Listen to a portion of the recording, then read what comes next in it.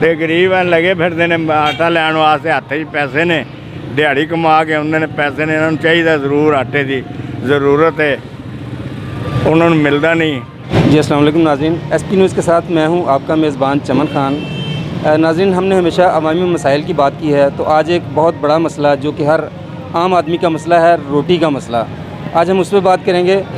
महंगाई के इस दौर में आम आदमी के लिए रोटी खाना सबसे मुश्किल काम है और इसको पूरा करना, और आटा चूँकि बहुत महंगा है, तो पंजाब हुकूमत की सस्ता आटा सहूलत पैकेज जो है उसके तहत तहसील शरकपुर में 150 बैग 10 kg वाला फराहम किया जाता है, जो कि इंतहाई कम है। सुबह 10 बजे गाड़ी आती है और 1-1.5 घंटे में वो 150 बैग सप्लाई हो जाता है, और उसके बाद आवाम दर बदर मतलब आटा ढूंढते फिरते हैं, जो कि आटा नहीं मिलता। तो इसके लिए अहले इलाका ने वज़ीर आला पंजाब से मुतालबा किया है कि शरकपुर में सस्ता आटा की जो फराहमी है इसको बढ़ाया जाए, 150 की बजाय कम से कम 300 बैग जो है वो फराहम किए जाएँ। तो इस बारे में आइए पूछते हैं लोगों से कि लोग क्या कहते हैं इस बारे में। यहाँ पे आटा थोड़ा होता है तो किसी टाइम आयरन तो नहीं मिलता, तो यहाँ पे ना आटा का ज़्यादा बढ़ाया जाए। अस्सलाम वालेकुम जी।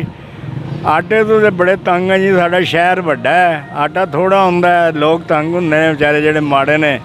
दुकानां वाले जिहड़े ने दुकानां नूं दिंदे ने, दुकानदारां नूं पिंडां नूं जिहड़े जा के ब्लैक बेचदे ने। ये गरीब आदमी इत्थे आके बेचारे फिर के चले जांदे ने। तुहाडी मेहरबानी है कि आटा इत्थे वधाया जाए। 150 तोड़ा 12 बजे तक विक जांदा है। हुण 11 बजे आई गड्डी, 1 घंटे विक गया। तो गरीब ऐ लगे फिरदे ने आटा लैण वास्ते, हत्थ 'च पैसे ने, दिहाड़ी कमा के आउंदे ने पैसे ने, इन्हां नूं चाहीदा ज़रूर, आटे की ज़रूरत है, उन्होंने मिलता नहीं। तुहाडी मेहरबानी कि आटा वधना चाहिए साडे शरकपुर दे विच। ते हुण किन्ना हुंदा? हुण 150 तोड़ा हुंदा है।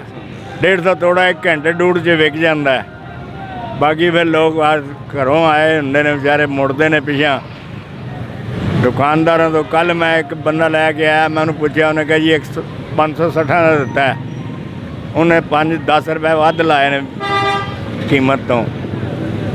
साढ़े साहब जेडे सन, जेडे चैकिंग वाले ने, वो उस वेले स्टोर ते चले गए, नहीं तो उन्होंने फड़ाउणा सी कल असीं। साडी